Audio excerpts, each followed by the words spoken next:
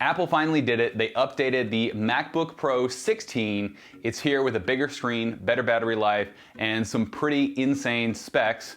I'm Josh Smith with GottaBeMobile.com, and I'm going to explain why I decided to upgrade from my 2016 MacBook Pro to the new one. The biggest reason that I upgraded, that I finally decided to purchase a new MacBook Pro, is the keyboard. I've been using the 2016 MacBook Pro that has that butterfly keyboard.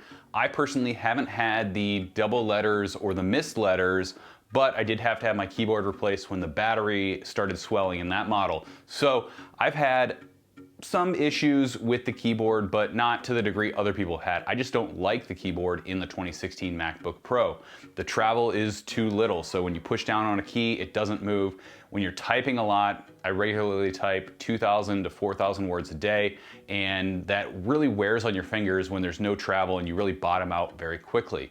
So Apple has switched to a new scissor switch. They've doubled the travel. Hopefully this will all be more reliable. It's the first MacBook Pro in years that isn't immediately on a recall list for the keyboard or repair program for the keyboard, so that's a good sign.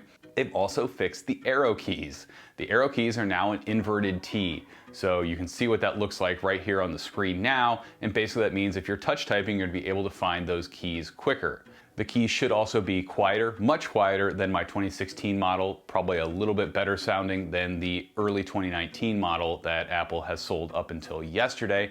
And finally, we have the physical escape key. It's not a huge deal for me. I do use it, but I'm not a programmer, so it's not a make or break kind of thing for me.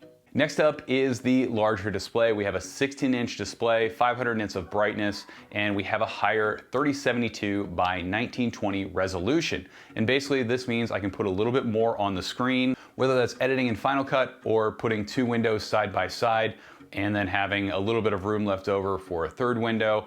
I'm able to be more productive on the go. That's one of the reasons I upgraded to the 15.4. Now, this does come with a catch because if you're working in coach on an airplane, a 15-inch and especially a 16-inch is not gonna be a great experience. The other reason that I upgraded was for better performance. When I bought the 2016, I was editing mostly 1080p videos, and while I definitely can still edit 4K videos, I do get some slowdowns from time to time, and I'm hoping that by upgrading and picking up something with a better GPU, a better processor, that I'm gonna have better overall performance when I'm editing, especially on the go, when time is a factor, if I'm at a trade show and I really need to pump that video out quickly.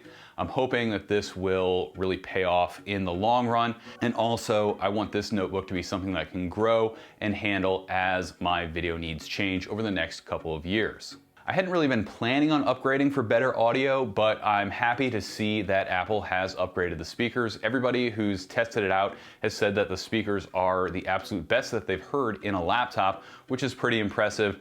And since I travel somewhat regularly and often find myself using the speakers on my MacBook, whether that's to edit video or listen to music, I'm pretty excited about that better experience. Now, the other thing that's nice is they've upgraded the microphone, and while it's not going to quite match the lavalier that I have on or a dedicated studio microphone, it should be, based on what I'm seeing, pretty close to something that I use on my desktop right now. So that is a big plus, not only for videos, but when I am on video calls as well, because I'm on a lot of video calls, and hopefully that will help with the overall experience for both parties.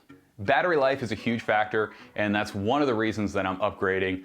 Now, I did just get a brand new battery put in my MacBook Pro this summer, and that has helped my 2016 MacBook Pro battery life overall, but 11 hours of battery life with web surfing is pretty impressive. Now I'm gonna have to use Safari for that and kind of put Chrome away because Chrome is not only a battery hog, but a resource hog. So I can switch to Safari when I'm mobile and enjoy hopefully all day battery life, which is great because I do a lot of work in the car when we're traveling or at airports and places like that. So battery life is key. I'm really glad that Apple decided to make the notebook a little bit thicker And to add in a larger battery, we have about 100 watt hour, which is right up to that limit of what you can take on a plane. And with brightness at 75%, supposedly we're gonna get 11 hours. Some of the real world usage that we've seen from people even doing heavier stuff are saying that they get 8 hours when spending a day in Xcode. So I think spending a day working on the web, as I typically do, will deliver really good battery life, and that's a major reason that I upgraded. One of the other reasons I upgraded, and it's not something that would be a must upgrade for me, is I wanted more internal storage. I have a 512 gigabyte SSD, and I'm regularly rotating off files to my Synology NAS, so that way I can keep space free on my MacBook.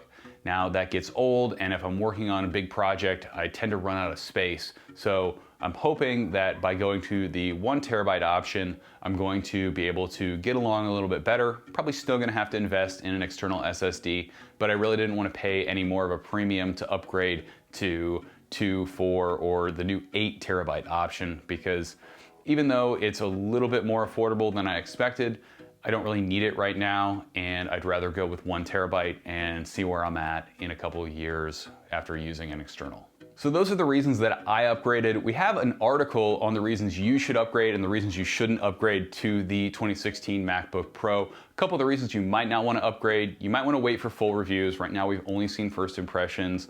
You might want to see what the overall reliability and durability of this new keyboard is. It's new, so there is a chance that there are issues, but we've switched away from that butterfly, so that's a really good sign.